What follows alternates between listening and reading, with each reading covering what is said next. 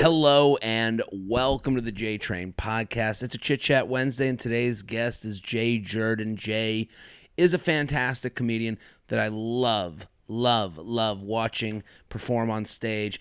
What I also love about Jay is that he is a shit talker. Jay is hilarious on Twitter and on Instagram and really has a lot of commentary on stand-up as a whole that I take a lot of interest in and just love to hear from him because we generally agree. So enjoy today's episode. I'm here in Australia, my hotel room. I'm coming to you, live. We taped it a while back because I got ahead with Chit Chat Wednesday. So enjoy today's episode. You're going to love Jay as much as I do. Welcome to the new JTrain podcast.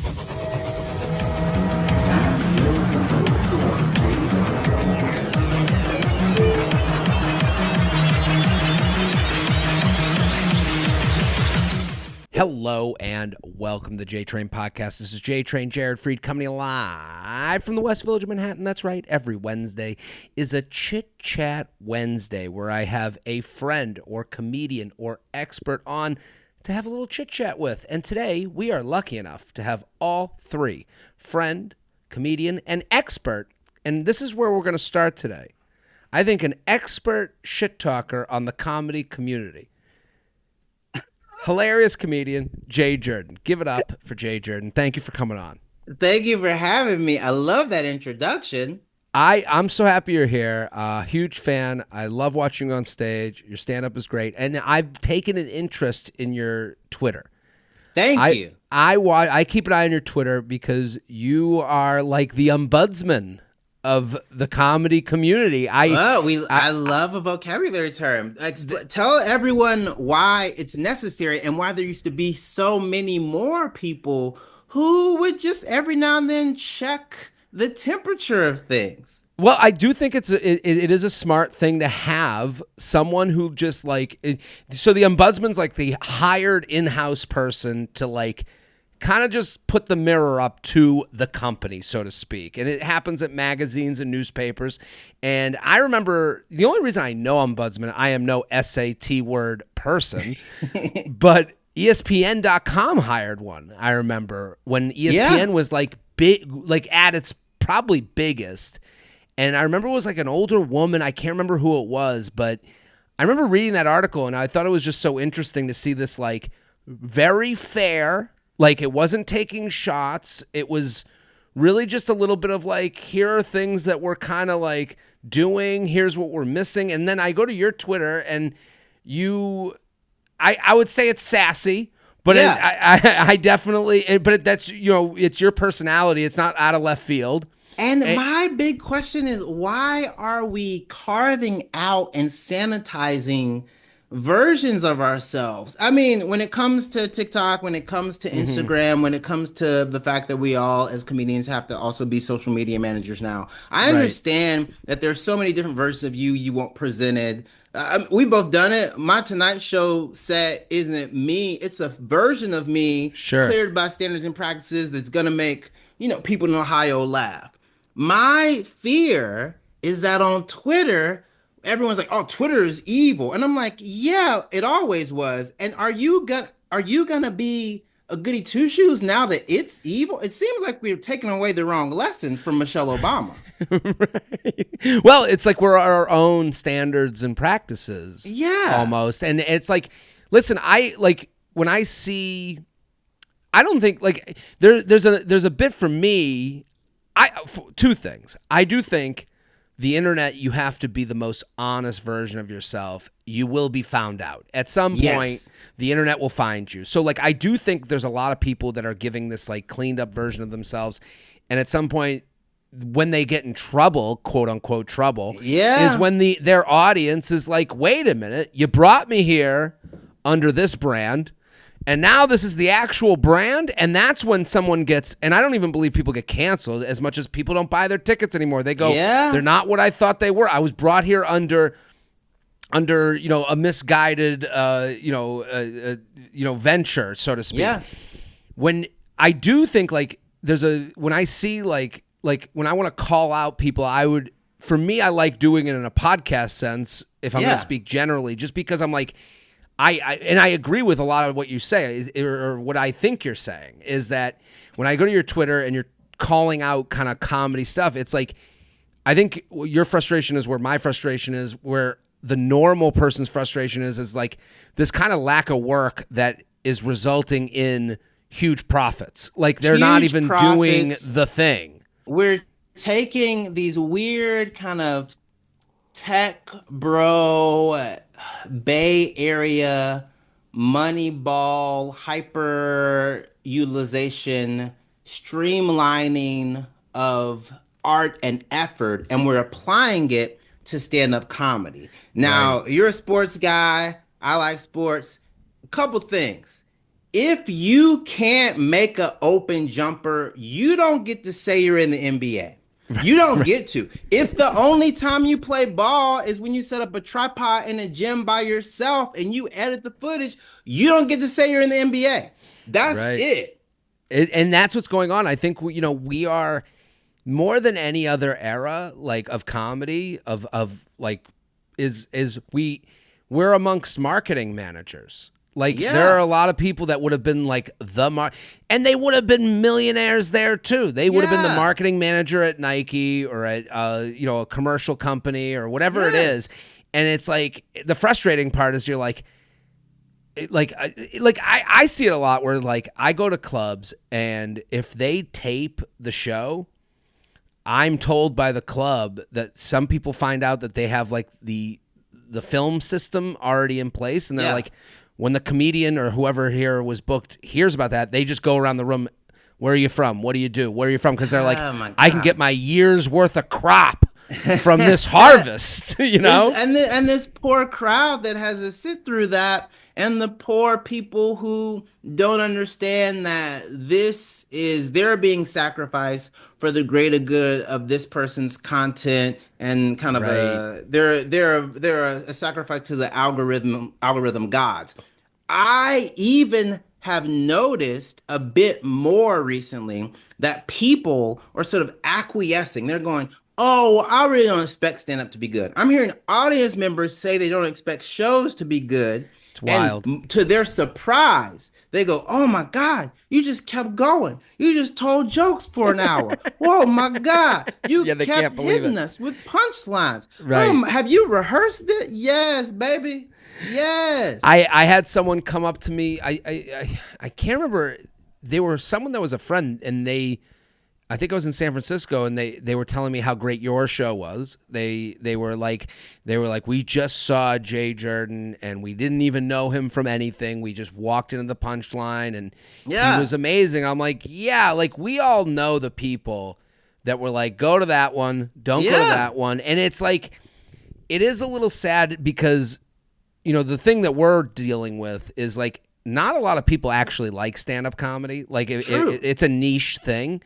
So, like, if someone goes to a show, it's one a year, maybe, at most. So, like, if someone goes to a show and they're sitting there the whole time hearing someone ask someone about how they dated their person for, like, the last 3 weeks, we all lose that person. We all lose that person, and there does tend to be an escalation. I think, and I hope I'm wrong, I would even say I fear that an escalation of tension and animosity and confrontation with that front row will continue to lead to these dust-ups. We saw one this week. We'll see them every couple of weeks now, where there's going to be a newer version of what people think they're supposed to see. When in reality, best case scenario, for me, you leave my show, you go, oh my God, my ribs hurt. I laughed so much. Oh my God, Jay is able to tie so much fun stuff together. I got to make sure I tell other people to see him. I'll try to see his thing on whenever it's streaming, on whatever platform. Oh, maybe cast this guy in something. Now people are going, oh man, I almost got in a fight. Oh man, I can't believe that guy got cheated on in the front row with that lady. Can you believe that? Okay, it's not what we want. It's not even like the end game. I don't want you talking about this couple. No, I had it last night actually. I was on stage. It's a late show on a Thursday, and I'm like doing my thing, and like I went to take a breath and I'm like having a good set, but they were like disjointed. Like they were just like a drunken crowd. And I took a breath and I looked to my right and there's this girl, she's sitting with two men and she's laughing and the one guy is just like, he's just like, I'm not buying it face. And I go, it's so weird that I'm doing so well with her and so horribly with you.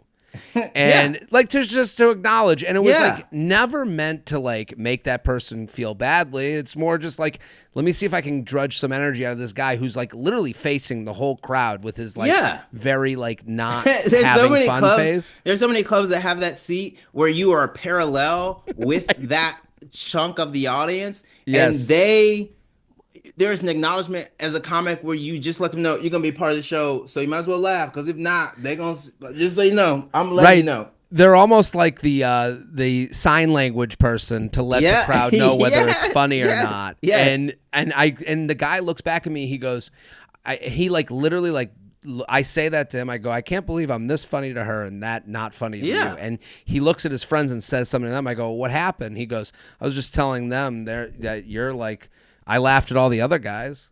And I'm like, and it was like fists up right away. And it was like, I wasn't really, and I do think the clips and the crowd work thing kind of has to do with that, where he's like, gotta get this, I'm not gonna be down by this comedian. I'm like, I was just trying to like make you smile at how badly I was doing with you. If anything, this is like a self-deprecating thing.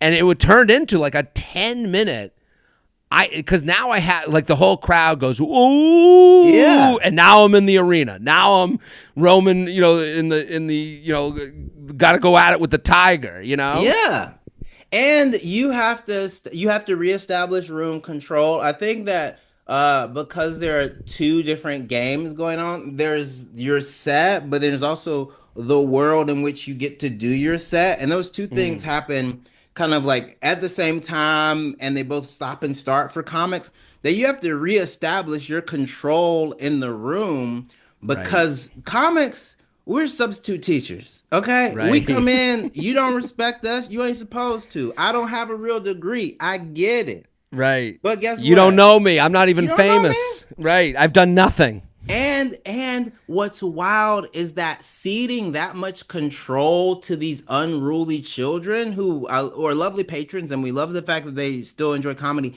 ceding too much control to them is a nightmare for servers. It's a nightmare for the host. It's a nightmare for the next comic. If it's a headliner show, it's a nightmare for that night. And you go, okay, people kind of, what they see is a clip that blows up, and then I think the majority of people go, oh, I have too much social anxiety for it to ever be me. But there are groups of people who go, oh yeah, I can't wait to say something crazy. And those people, they're the worst audience members. They're the ones that you're like, you want someone who's just like I think Fuddy Duddy Dad is like such a pleasure, like that didn't even know what he was walking into, and like fists up, Matthew the pilot to my right who won't laugh at anything. Like, let me see how funny you are. I'm a big Rogan fan. I'll see if you could. You've never been on there. Let me see if you got what it takes. It's like, what do you think? You're casting me? Like, there is an attitude. And like, I know I get a lot of flack for like me making fun of the crowd work of it all. I think there have been like, it kind of dovetails into something that's way older than crowd work by a little bit, but still of the LA to Austin variety, which is also this emphasis on roast being the first thing that some people want to see.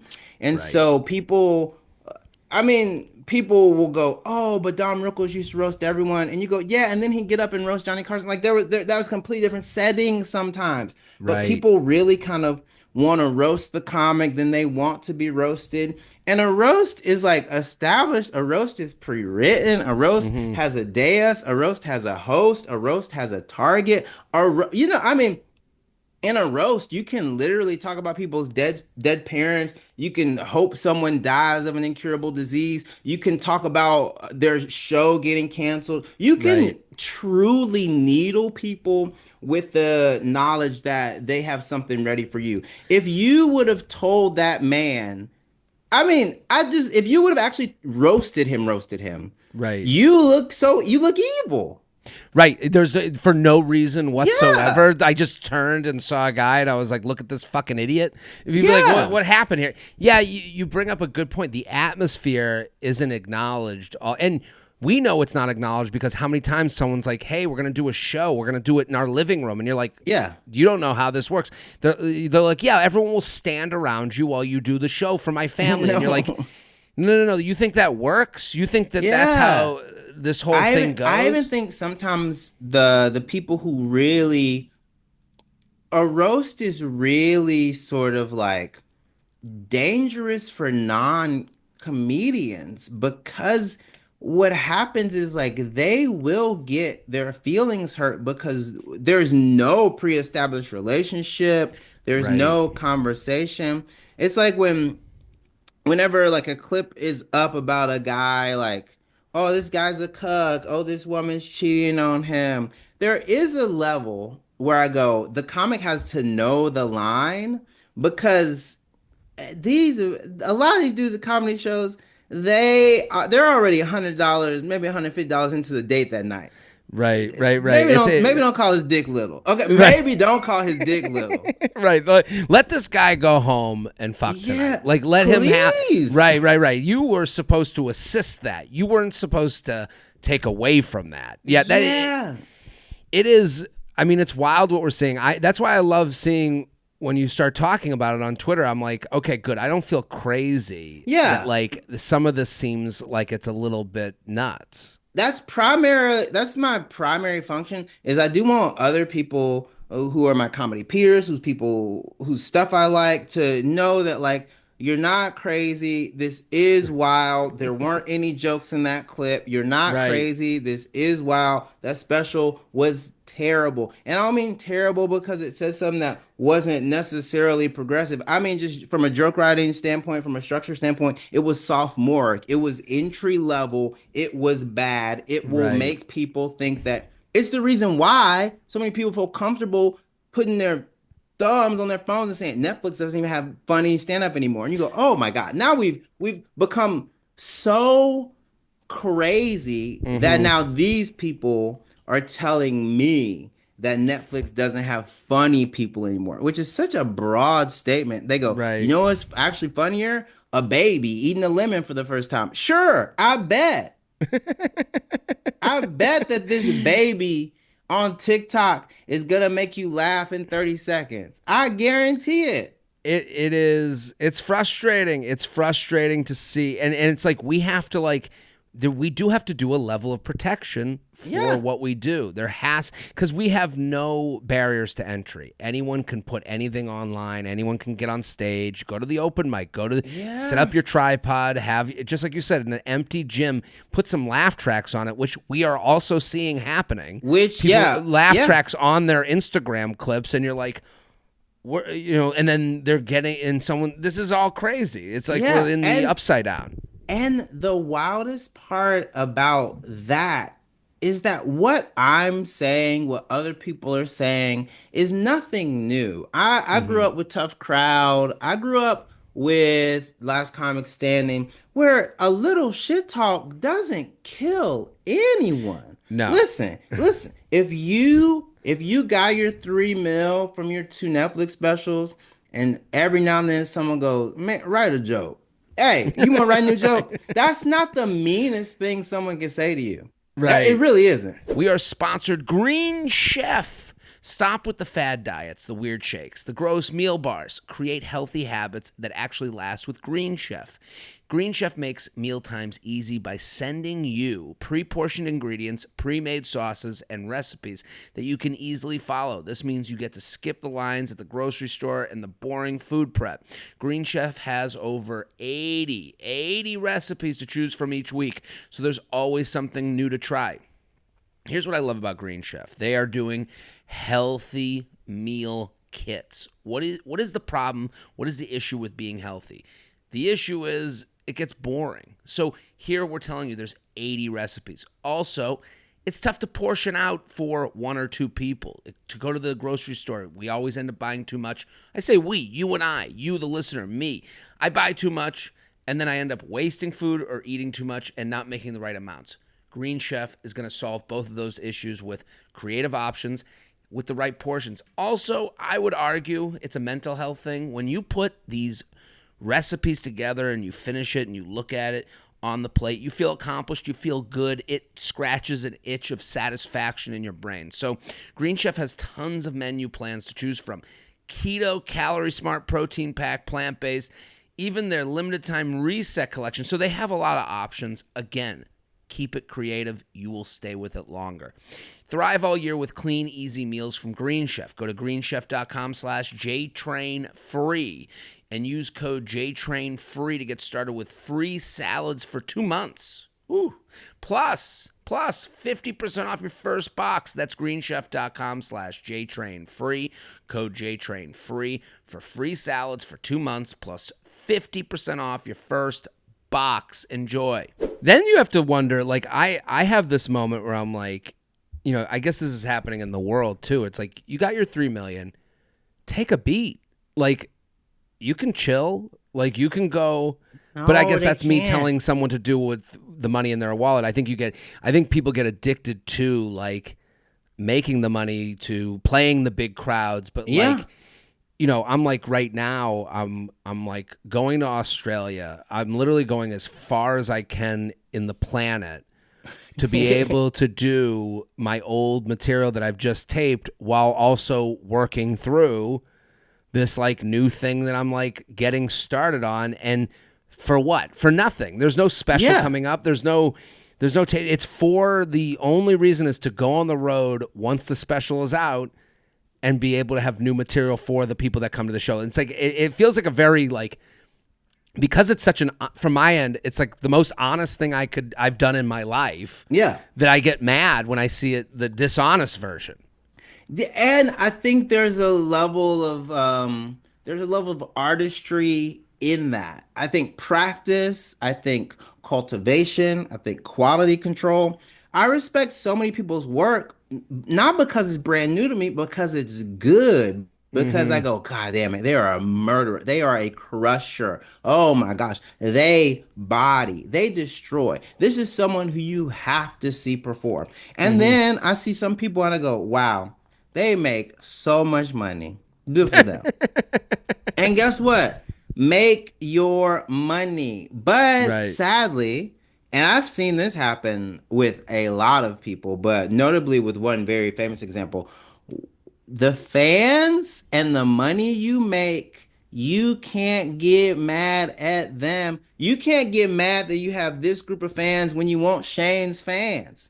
You can't get mad that you don't get to hang out with Stavros when Stavros doesn't like your style. You don't get to be mad that Dan Soder and the crew don't respect you when you're doing the opposite of everything they love. You don't get to get mad. Right. Well, that's the thing. I've seen that before. I've opened for people where they don't like the audience that follows them, and I'm like, aren't you the reason? You're the sticky pad. You cultivated this. This is what you brought. I watched it. It was years ago. I was opening for this guy, and like a guy came up to him and was like, "Yo!" hit him in the shoulder. And he was like, and he got so mad, and I'm like, the person who hit him in the shoulder was like exactly who I would imagine would love his stuff. And I'm like, you know, like, and like, I have gone and done shows and like, I get compliments because I get like a lot of like, you know, women that don't normally go to comedy clubs. And I'm like, and at first I was like, cool. Like, and then I started like getting kind of like, I like feel good about it. I'm like, wow, and these are my people. These are people that I've entertained since, you know, these are friends, you know? Exactly. Well, there's a target demo, then there's an actual demo, and then there's always like a little bit of surprise crossover. I mean, I have a bunch of people who love my stuff because they're comedy nerds, and I have a bunch of people who love my stuff because they're queer. I have people who love my stuff because they're young and black. I have people who love my stuff because they're a girl, but their guy loves comedy. They bring their guy. Their guy looks at my stuff, sees the podcast, goes, "Oh, I didn't know it was. Oh, I like his stuff. Oh, I didn't know I was gonna get a couple NBA jokes and NFL jokes. Oh, okay. Oh, wait a second, I like this guy." I think that is the beauty of kind of being a burgeoning artist. That's the beauty of Right. like making your way through the beginnings of your career. But and this ties back to what we said before. But now because everyone wants to be a social media manager so quickly and so fast, they hyper focus and they incentivize basically glorified meet and greets instead of like shows. Mm-hmm. So now you have these people who can't even surprise people because there's no surprise. They've You've zoned in on a so hashtag. yeah. Yeah, that is that's interesting because a TikTok too, like it's not in your best interest to be broad. It's not in your best Yeah. interest to do a bunch of different things. You have to do It's the not one even in thing your and hit best it interest to change hats. You understand how crazy it right. is? It's like, oh, I'm so used to you wearing this thing. I thought you wore these thing all the time. You remember? I mean, we were both like kind of semi early adopters. They were like, oh, you should do the same thing at the beginning of all your videos. So now you have these people whose lives they don't even have names. They go, oh, you're the girl who does this stuff in the bathroom mirror all the time. You created this. You Yeah. created it. I love it. I love the fact that I can just post a clip and it'll do whatever it's gonna do. If it'll do Right. whatever it's gonna do. But guess what? I don't have to literally do the same choreography every day. No one's ever gonna be like, "Oh, you're outside? I've never Right. seen you outside." What? Right. What do you, Or wait a even minute. crazier, you're inside? I've never seen you inside. Listen, whoa, wait a minute. Right. Yeah. Listen. Okay. So I want to play a game with you. Let's Okay. play a game. We're going to play a game called Peaks and Pits. I want to Okay, hear your peaks and pits of these things that have to do with, just a surface level look at your life. Okay. got it. Being married. Ooh, be married, peak, peak, peak. Oh my god, just financially save up, y'all. Okay. Also, I love being married primarily because my husband is so on top of things that whenever I'm on top of something, I'm like, look at both of us. But I mean, like, get married. I know this is coming from a place of privilege to people who are trying to figure out how to get married and when to get married. And this is for straight women too. Find a nice southern gay boy. He's not gonna come Okay. out. He's gonna be in the closet forever. He'll love you. That's Right. what I Okay. did. Find a nice That's southern gay. is it that like so is when you're seeing that he's killing it, is it the shared brain aspect of it? Is it the shared I win mean, aspect of it? What is it if that I'm is it help you? superficial, my closet has doubled. It's an Okay. insane win. It's an Okay, yeah. insane. The boutique that is my husband's closet. It is Mm, perfect. But also, he gets some of my stuff too. I think the shared brain aspect of it, and the sort of like you don't have to fight New York City alone. New York mhm. City is a fight. Yeah. Get some help. Get a Okay. little bit of help. Okay, pit of marriage. Okay, the pit of marriage is okay, like today. He was like, "Are you gonna be in the office for the entire podcast?" I said, "Yeah." Mm, So you need to come in and get your stuff now, because mhm. I'm not being. You can be in the background if you want. Even once again, I have princess problems. Yesterday he was like, "I need you to be in the bedroom because I know you can hear my therapy session." I said, "What have you been saying that Right. you're so scared I might overhear something in the kitchen? It's far away." Yeah, are you Right. screaming about me? So that a pit, I mean, another pit is you actually a pit to being married is that if there's an argument, you really don't get to go back to your place to cool off. Right. Right. You gotta Right. sleep next to someone who might have just pissed you off and know in your head that like, ooh, if I'm, oh my God, I can't go to sleep now. Well, So are it's they funny going to that sleep? you're peak and pit. Like the peak is sharing and then Yeah, the pit is sharing. It is truly. like most things in life, it is gravity. It is Yeah, what goes up must comes down. Rose and Thorn of it all. I mean, Oh, he's so complimentary to me, and he has mhm. this beautiful, wonderful existence outside of me, and has all these amazing friends. Look, a husband with some friends, he's going out tonight. Guess what? He ain't coming to see. People always ask, they go, "Oh, how many shows does he come to?" And I always say the important ones. Right. You think he's coming to every show? Come on now. It's not bring your husband to work day every day. No. Well, listen, some people have to. Some people got to keep an eye on them. Right.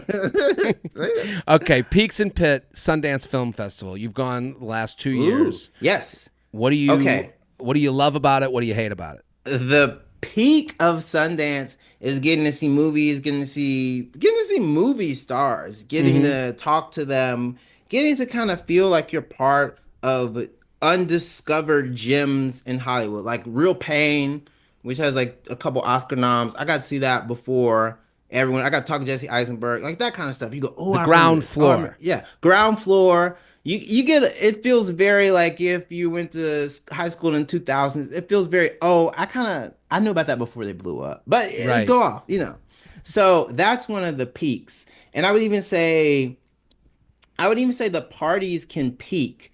The Pit semi related to the marriage thing. Some of the parties at Sundance, you'll see a security guard taking their job so seriously, and you'll be like, this is a Chase Sapphire Lounge. I want you to know something. This is not an exclusive club in LA. Right. You aren't even LA security. You drove an hour from Salt Lake to stand outside. I love you, but come on, man. Maybe don't take this job super seriously. Also, it always snows.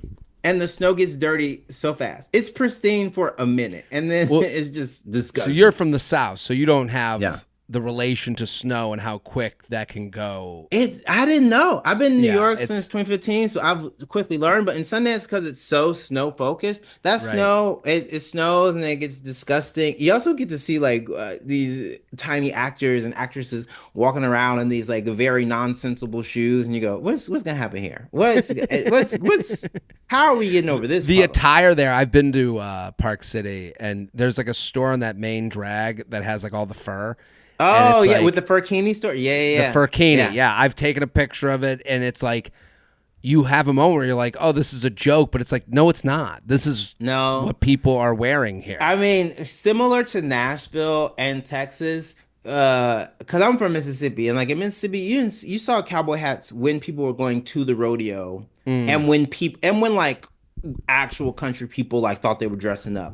But the amount of cowboy hats, they come in hard. It's their chance. I mean, I have a hat that I got from Kimosabe, and people who that's listen the story. here. My husband, listen, we're literally planning our Cowboy Carter outfits, and he was like, "Yeah, I know that a lot of people get their hats from Kimosabe," and he also is like looking at these like Margiela like tabby cowboy boots. But it's just like one of those things where like you said, like you go, no, this is my shot.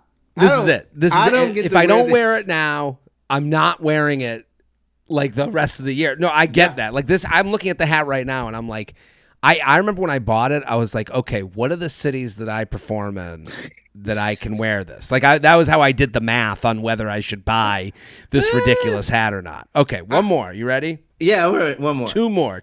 Okay, two more.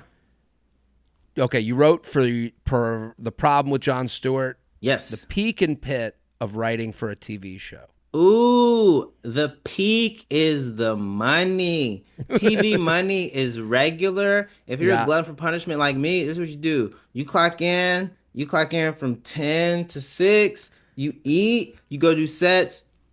You just kind of keep your comedy muscle strong, because the biggest thing that you hear is that people like atrophy, like golden handcuffs. So the money is great. The regular money, residual money, when you get a residual check, when you get a green envelope from the WGA, you lose your mind, because also your team doesn't get to touch that at all.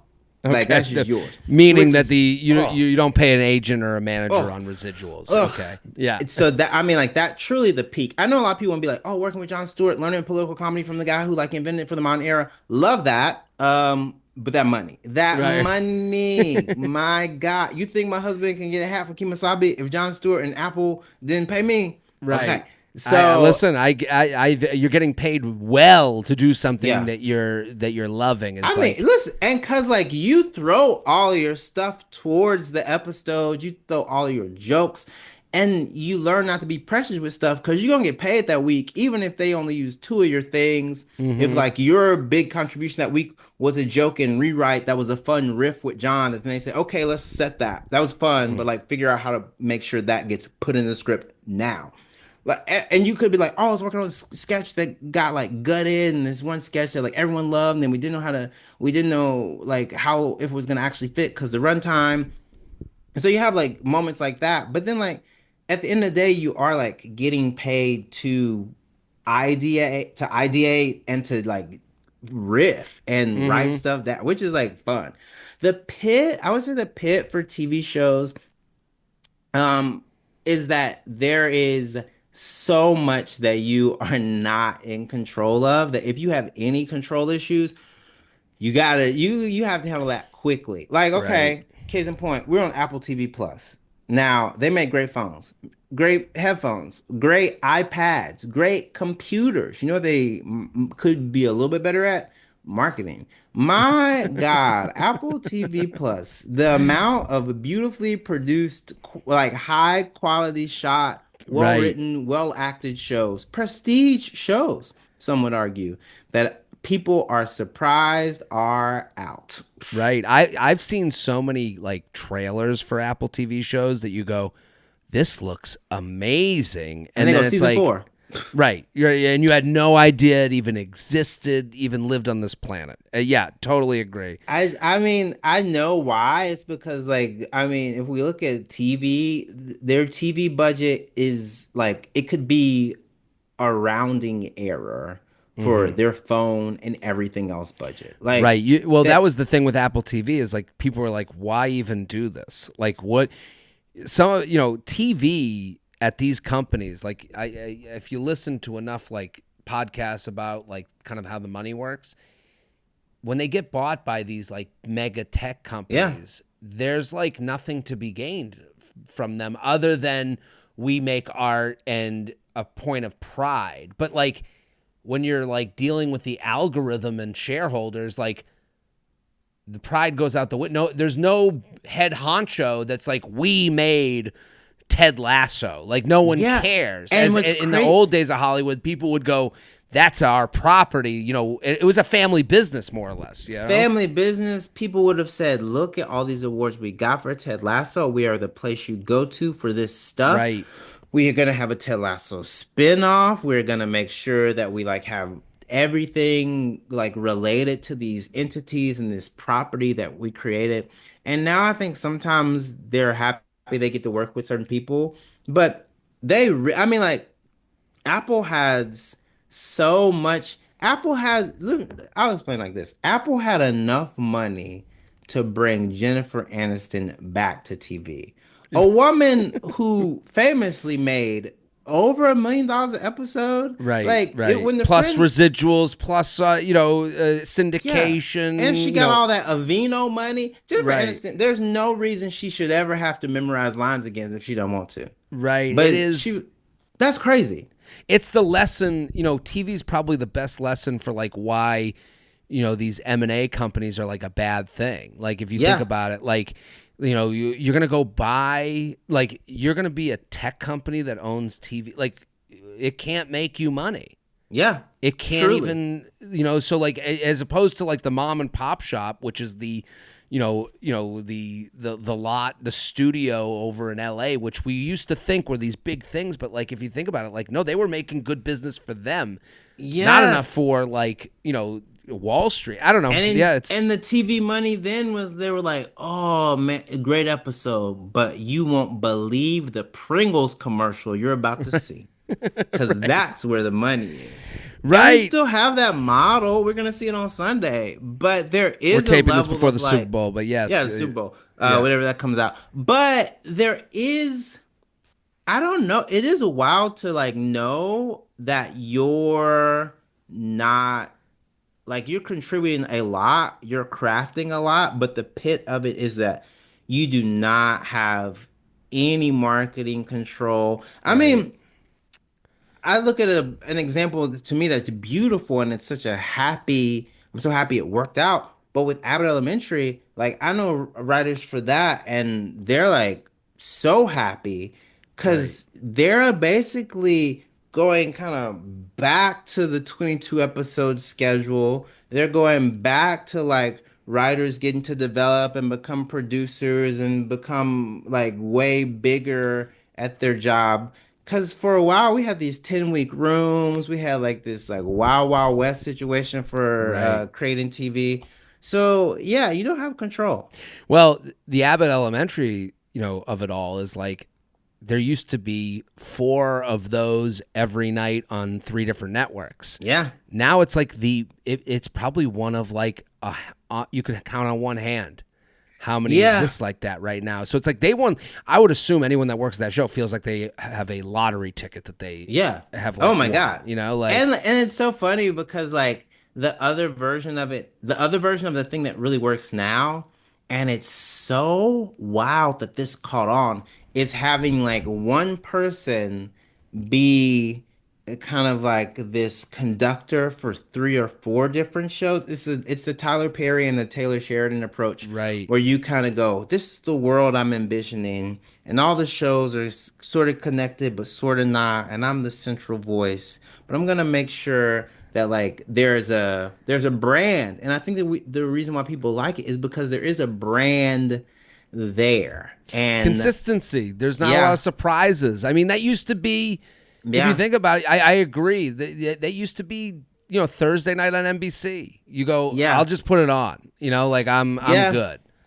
And you talk about Kemosabe hats. We have like a lot of people who are like, oh, why do I love like Landman and Yellowstone a lot? And like we know it's because, oh baby, even if you're a man, you like soap operas. Right. Sorry. right. Sorry. Well, SVU. Professional wrestling, that's all soap operas. Soap operas. Yeah. You like double crosses. You like shaking someone and being like, "You're not gonna get my family's money, you son of a bitch." Like you love that shit, and that shit still comes on from 11 to 4 p.m. But now you can also watch it on Paramount whenever you want. Jay Jurden, thank you so much for coming on. This was fantastic. I want everyone to go follow Jay at JJurden on all social media. On the road, doing shows everywhere. You're going to love Jay. Go, go, go. I'm Jared Freid. Chit Chat Wednesday, every Wednesday. Back next week. Boom.